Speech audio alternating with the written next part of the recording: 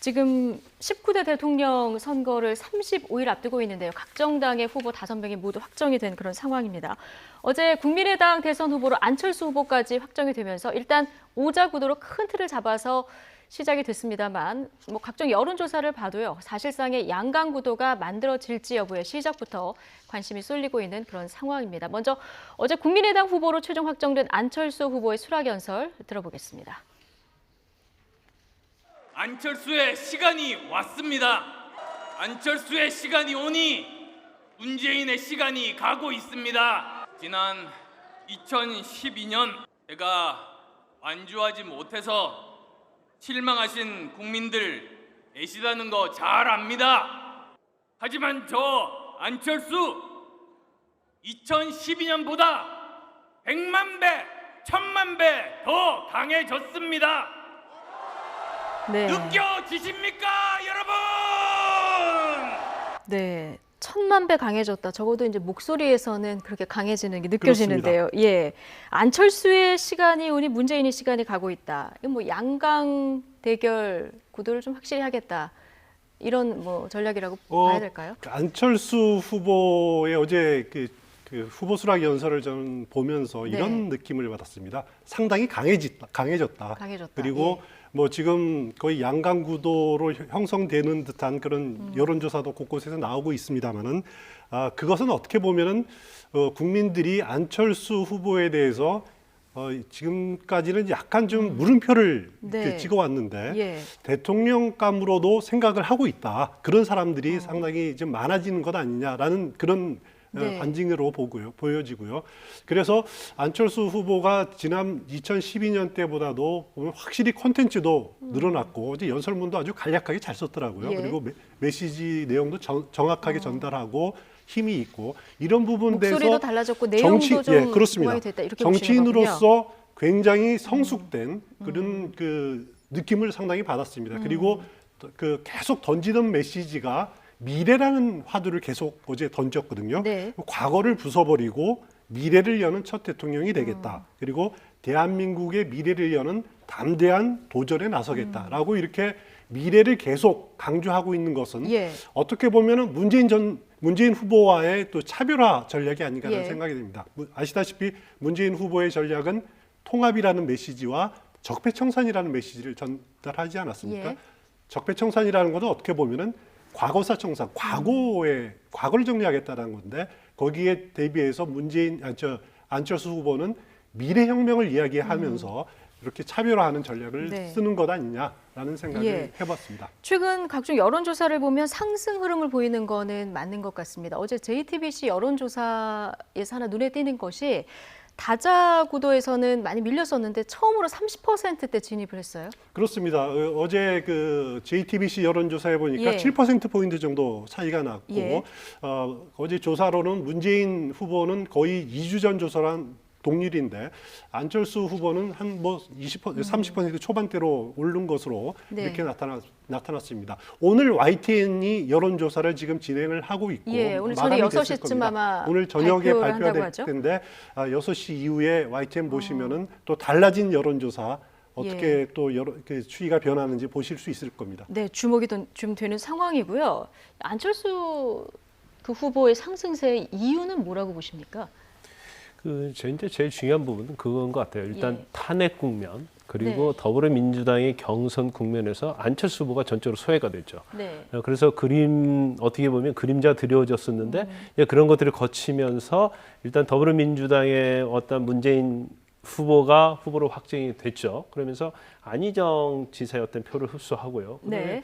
이제 저는 아까 이제 탄핵이랄지 경선을 얘기를 했었는데 지금 보수 자체는 지금 보수에서 지지할 후보가 없어요. 예. 그래서 보수는 문재인 전 대표를 대항할 수 있는 후보를 찾고 있다고 보고요. 네. 더군다나 중도 자체는 지금 굉장히 우리가 탄핵 거치면서 굉장히 이분법적으로 굉장히 선하게 구분이 되었지 않습니까? 네. 그래서 굉장히 거기에 대한 피로감을 느끼고 있는데 이미 이제 박근혜 전 대통령이 구속이 됐어요. 네. 그러면 미래에 있어서는 어떤 후보가 돼야 하냐에 관심이 굉장히 많은 것 같아요. 예. 그래서 안철수 후보는 이제 컨벤션 효과를 대선 후보가 국민의당 대선 후보가 되면서 이제 컨벤션 효과를 거두고 있으면서 그러한 어떤 뭐랄까 갈 길이 미래 정치에 대한 어떤 예. 희망을 좀 받고 있다고 보고요. 이제 아까 우리 추 해설위원님께서 말씀하셨지만 일단 양강 구도를 명확히 굳어져 있다 그렇게 봅니다. 지금 오자 구도로 시작했지만 양강 구도를 명확히 굳어져 있고 네. 그다음에 사실상 그렇죠. 양강 구도. 일대일의 예. 양자 구도가 되느냐 안 되냐 이제 그 부분이 굉장히 중요한 부분이긴 하지만 네.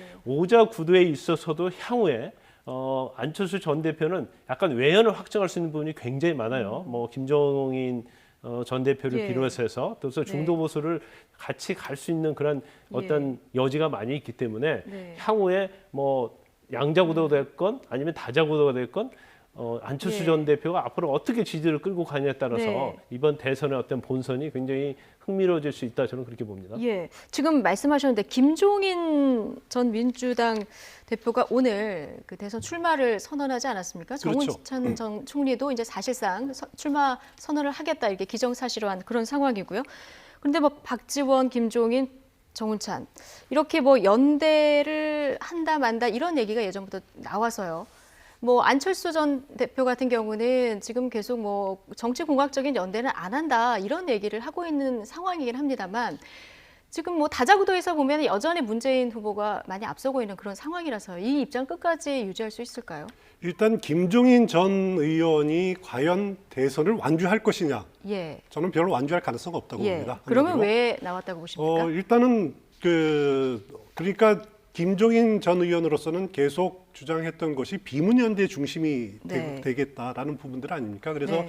김종인 전 의원이 과연 저는 이제 개인적으로 완주는 못하리라고 보는데 앞으로 과연 그 안철수 후보의 손을 들어주는 그런 불쏘시개 역할을 하게 될지 네. 그 부분이 가장 이제 주목되는 부분이고요. 네. 최근에 좀 의미 있는 그 이야기를 좀 들어볼 게 박지원 대표가 샐러드볼 연정이라는 네. 표현을 한 게 있습니다. 그러니까 예. 샐러드볼이라는 게 그거 아닙니까? 보통 이제 미국이나 캐나다 이민사회 이야기할 때 과거는 멜팅팟이라는 표현을 썼지 않았습니까? 네. 이것저것 각 인종의 차이를 다 녹여서 용광로처럼 녹여서 새로운 사회를 만든다라는 건데 그것이 아니라 이제는 각 샐러드볼에 뭐 피클도 있고 뭐 그 양배추도 있고 네. 각가지 채소들이 각각의 독자의 맛을 내면서 그런 것을 이제 샐러드볼이라고 표현하는데 예. 그것처럼 그 샐러드볼 연정이라는 것은 각 정파, 각 정당이 각자의 색을 내면서 힘을 예. 합친다라는 그런 것을 여지를 둔 거를 보면은 그 속에 김종인 전 의원도 포함시키고 정운찬 전 총리도 포함시키는 그치, 예. 또 더 나아가서는 바른정당까지도 포함시킬 수 있는 그렇지만 합당이라든가 정책 연대는 아닌 그런 식의 가능성을 염두에 뒀다라는 것은 보면은 어떻게 보면 그 일환으로 김정인 전 의원도 아마 포함시키려고 구상하고 있는 것이 구상하고 아니냐라는 있는 것이 생각을 아닌가. 할 수 있습니다. 예. 아무래도 네. 제가 볼 때는 뭐 인위적 연대라는 것은 뭐 보수 정당, 그러니까 바른정당이나 자유한국당과의 연대를 인위적으로 하지 않겠다, 정치공학적으로 하지 네. 않겠다 그런 의미인 것으로 보이고요. 예. 그런데 사실 김종인 전 대표는 정우창 국무총리랄지 그런 분들하고 연대는 사실 연대라고 보기는 쉽지 않을 것 같고 네. 단지 안철수 후보를 도와주는 그런 의미가 있다고 봐요. 그런데 예. 만약에 같이 합치게 되면 사실 안철수 후보의 약간 약점이 이제 네. 사람이 없는 것처럼 보이지 않습니까? 그런데 이런 사람들이 같이 합류했을 때는 일단 대선 후보로서의 모양새가 굉장히 좋다. 그리고 대통령이 되더라도 정부를 잘 이끌어갈 수 있다라는 그런 이미지 측면에서는 네. 아마 지지도에 있어서 도움이 될 것이다. 저는 그렇게 인재풀 봅니다. 면에서 조금 약점으로 지적받는 그 부분이 그렇죠. 보완될 것이다. 굉장히 이렇게 보완이 될 보시는 거라고 거죠. 봐요. 예. 뭐 안철수 후보 이번 뭐 그 경선 과정에서 좀 달라진 모습을 보여줬는데 문재인 후보도 본선을 앞두고 조금씩 행보를 달리하는 것 같습니다. 어제 첫 일정으로 현충원을 참배를 했는데요. 이승만, 박정희 전 대통령 묘역을 참배를 했습니다. 예. 이제는 뭐 안철수 후보를 의식하지 않을 수 없다고 네. 봐요. 그런데 이제까지 더불어민주당에서 후보를 결정되기 전까지 문재인 전 대표가 주장하는 것은 적폐청산과 정권 교체였거든요. 그런데 사실 안철수 후보가 대통령이 된다고 해서 정권 교체가 안 되는 건 아니에요. 그리고 적폐청산도 마찬가지로 봅니다. 네. 그러면 적어도 본선에서는 이제 전략을 다시 짜야 한다. 저는 예. 그렇게 봅니다. 그리고 이제 최근에 어떤 여론조사에서 안철수 후보의 어떤 상승세가 두드러지는 거에 대해서 상당히 더불어민주당에서 그렇게 뭐 예를 들어서 뭐 과제 질서가 가득 들어 있는 것이다 또는 예. 여론조사에 어떤 의문을 제기하고 있는데 이제 그런 식의 어떤 전략적인 것은 좋지 못하다. 오히려 안철수 후보를 좀 키워주는 그런 상황이 될 수 있다고 봅니다. 예를 네. 들어서 지금 뭐 어떤 여론조사 나왔을 때 오히려 문재인 전 대표는 이제까지 새로운 전략적으로 가야 하는데 안철수 후보에 대해서 이제 둘이 양강구도가 됐기 때문에 진검승부를 한번 해볼 수 있는 그런 상황이 됐다. 네. 나도 열심히 노력하겠다. 안철수 후보도 열심히 노력해서 우리가 대선에서 정말 잘해보자. 예. 그런 식의 대응을 해야 하는데 오히려 지금 여론조사 상승세에 대해서 그걸 마치 믿지 못하고 깎아내리는 어떤 방식 자체는 사실 국민의 눈에도 좋게 보이지 않을 뿐 아니라 결국 그게 득이 될 수 네. 없다는 거죠. 지금 모든 정당이 다 그렇게 공방을 벌이고 있어서요. 그런데 지금 문재인 후보가 통합을 강조하고 있습니다만은 당내 비문 세력 통합을 먼저 해야 하는 것이 아닌가 이런 생각이 드는 것이 당장 내일 이현주 의원이 국민의당으로 간다고 합니다. 그렇죠. 그런데 이제 한 명만 갈지 앞으로 또 추가 탈당이 이어질지 이것도 좀 관심 있게 지켜봐야 될 것 같습니다. 일단 그 문재인 후보의 가장 관심이 당내 그 경선 과정에서 갈라진 그 갈등들. 예. 어떻게 보면은 이제 안희정 지사 또 이재명 시장과의 경선 과정에서 뭐 양념 발언도 있었고 네. 그리고 그 문자 폭탄으로 인한 뭐 여러 가지 또 갈등들, 대통합에 대한 갈등들 이런 것들을 치유하고 끌어안고 가는 것이 굉장히 중요합니다. 예. 그것이 아니면은 그 안희정 지사 또 이재명 시장을 지지했던 지지층들이 그 문재인 후보 쪽으로 표가 이렇게 온전하게 쏠리지 않는 현상이 발생하고 예. 있거든요. 그것들을 어떻게 끌고 안고 가야 되느냐 그 가장 큰 관점인데 그 과제인데 네. 하지만은 시작이 그렇게 좋아 보이지는 않습니다. 당장 그 양념 발언 논란에서 그 네. 불거진 논란에서 보듯이 그 후보 본인이 포용하려는 모습들을 좀 제대로 못 보여주고 있는 것이 아니냐라는 그런 문제점이 네. 많이 제기되고 있습니다. 지금 말씀하신 그 양념 발언 논란이 아직도 계속되고 있는데요. 이렇게 당 안팎에서 비판의 목소리가 나오니까 자, 문 후보가 결국 한 발 물러서서 사과를 했습니다. 들어보시겠습니다. 제가 알았든 몰랐든 또 제 책임이든 아니든 제가 이 자리를 빌어서 깊은 유감 표하고 또 위로 말씀들 드립니다. 어제 이야기했던 것은 우리가 후보들 간에 가치나 정책을 놓고 TV 토론 등을 통해서 다소 좀 격렬한 논쟁도 있었던 그런 부분들을 말씀드린 것이죠. 그러나 각 후보들이 검도를 잘 지켰다고 생각을 하고요. 또 그런 정도의 논쟁은 치열한 경선에서 오히려 필요한 일이다. 네. 네, 뭐 논란이 계속되니까 빨리 사과는 했습니다. 예. 근데 사실 뭐 처음 양념이라는 말부터 좀 잘못되었다고 봐요. 그런데 제가 좀 뭐 오늘 뭐 문재인 직 캠프 아니면 더불어민주당이 예. 좀 쓴소리를 하고 있는데 네. 2012년 대선을 좀 반면교사로 삼아야 한다고 봐요. 왜냐하면 2012년도에도 사실은 박근혜 전 대통령과 문재인 후보 간에 굉장히 뜨거운 어떤 상황이었잖아요. 예. 그래서 문재인 전 대표가 충분히 승리할 수도 있었음에도 불구하고 가장 패착의 원인이 뭐라고 저는 한 가지만 지적을 한다면 사실 민주당 내에서 어떤 같은 당내에서 비문 세력, 그러니까 비노 세력을 끌어안지 못했다. 네. 그래서 그런 사람들이 적극적으로 대선 운동에도 참여를 하고 문재인 대통령 만들기에 참여를 해야 하는데 오히려 그런 사람들이 비토적으로 나왔거든요. 예. 그래서 내부를 끌어안지 못하기 때문에 이런 결과가 났기 때문에 가장 중요한 것은 내부의 어떤 갈등 봉합을 해야 한다. 그거 의미 자체는요.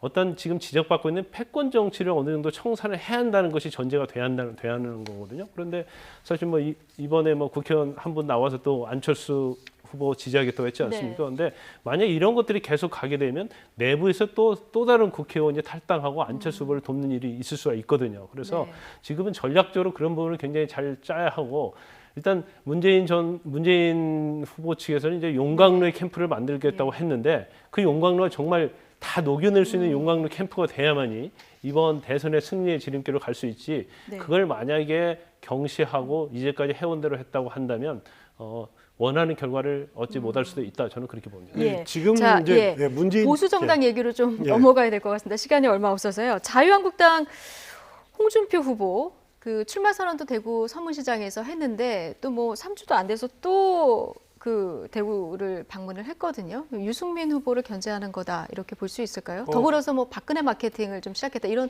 분석도 나옵니다. 홍준표 지사 어제는 대구 그 경북 지역을 갔습니다. 예. 3주 먼저 갔고 구미 박정희 전 대통령 생각하고 또 이제 대구 서문시장 방문하고 거기 선대위 그 발족하는 데 참석을 하고 오늘은 또 부산, 울산, 예. 경남 지역을 방문할 예정인데 대구라는 지역이 대구 경북이라는 지역이 어떻게 보면은 자유한국당으로서는 뿌리 아닙니까? 뿌리기 그렇죠. 때문에 가장 그 첫 행사를 여기서 하는 것은 저는 지극히 당연하다는 생각이 예. 들고요. 물론 그 유승민 후보와의 그 TK 적자 경쟁을 하는 그런 측면도 있지만은 뭐 보수층이 집결할 수 있는 곳이니까 거기서부터 시작을 한 것은 지극히 당연하다고 생각이 됩니다. 그렇지만은 그 홍준표 지사 아직 예비 후보가 아닙니다.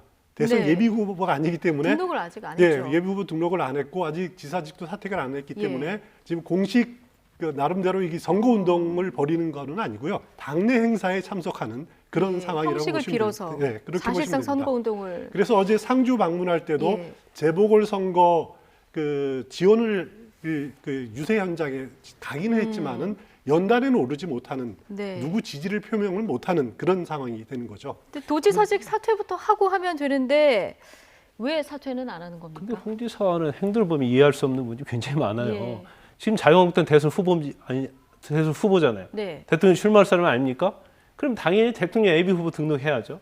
그럼 도지사 사퇴하는 게 맞죠. 네. 근데 그런데 둘 다 안 하고 있습니다. 그렇죠. 지금. 예. 그걸 안 하는 이유가 뭐냐? 지금 굉장히 비난의 화살이 많이 쏟아지고 있는데 지금 사실 대선이 5월 9일이기 때문에 30일 전인 4월 9일까지 사퇴를 해야 합니다. 네. 그럼 4월 9일 날 사퇴를 해야 하는데 원칙적으로는 대선 후보가 되면서 바로 사퇴하는 게 맞죠. 그런데 지금 보궐선거가요. 1년 이상 임기가 남으면 보궐선거 하도록 되어 있거든요. 그래서 지금 사퇴하면 예. 보궐선거 법상은 그렇게 돼 있군요. 그렇죠. 예. 보궐선거를 해야 하는데 홍준표 후보는 보궐선거를 하지 않도록 하겠다는 거예요.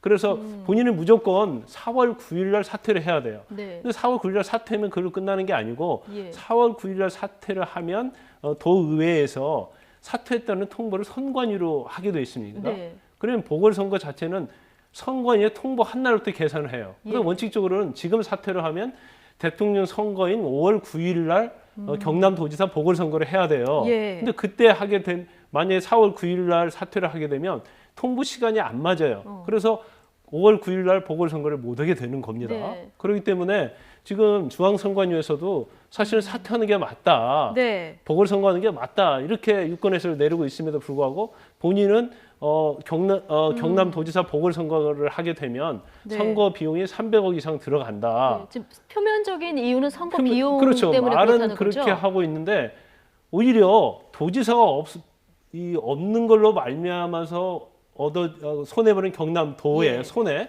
그리고 전체적으로 생각한다면 오히려 선거하는 게 맞죠. 그럼에도 네. 불구하고 본인의 어떤 그런 판단, 가치관에 의해서 계속 어떻게 보면 경남도의 행정 자체를 갖다가 부재로 끌고 가는 그런 결과를 낳게 하고 있는 거예요 지금. 그렇죠. 자, 홍준표 후보 좀 이해할 수 없는 행보를 많이 하고 있다 이런 얘기 해주셨는데, 자 이제 범보수가 올해 그러니까 대선에서 이번 대선을 굉장히 지금 힘든 대선을 그렇죠. 보내야 되는 그런 상황인데요. 일단 범보수 두 당이라도 좀 힘을 합쳐야 되는 상황인데 지금 보기에는 사실 두 사람 사이가 가장 멀어 보이거든요. 그 유승민 후보 그렇습니다. 홍준표, 유승민 후보 그 자강론을 예. 내세우면서 끝까지 가겠다라고 지금 두 후보 다 이야기를 하고 있습니다. 네. 그렇지만은 홍준표 지사는 계속 바른정당을 상대로 돌아와라 합치자라고 손을 내밀고 있는 상태인데 네. 저는 이렇게 봅니다. 결국 이 문제 보수 후보가 단일화될 것이냐 이 문제 결국 앞으로 진행될 여론조사라든가 유권자들이 판단할 문제다. 유권자들이 국민의 마음이 보수 후보 단일화를 원하는 마음이 강해질수록 한쪽으로 몰릴 수밖에 없을 거다. 한쪽으로 몰릴 거다. 단합을 안 하더라도요. 한쪽으로 정리가 될 것이다. 정리가 될 저는 것이다. 근데 개인적으로 지금 그렇게 유승민 생각을 후보는 하는데요. 무자격 후보다 이런 얘기까지 지금 하고 있는 뭐 상황인데요. 당장 지금 유승민 후보로서는 예. 그런 입장을 취할 수밖에 없을 겁니다. 하지만은 그 후보 단일화 그 등록 시간을 전후해서 네. 자칫하다가 이런 식으로 하다가는 정권을 넘겨지는 것이 아니냐라는 예. 그 보수층의 요구가 강렬해지면은 지면은. 거기에 부응하지 않을 수가 없을 예. 거다라는 네, 그 예측을 해볼 수 있습니다. 35일이 길다면 길 수도 있고 짧다면 짧을 수도 있는 그런 기간이니까요. 자, 여기까지 듣겠습니다. 김광선 변호사 그리고 추은호 와이텐 해설위원과 함께했습니다. 고맙습니다.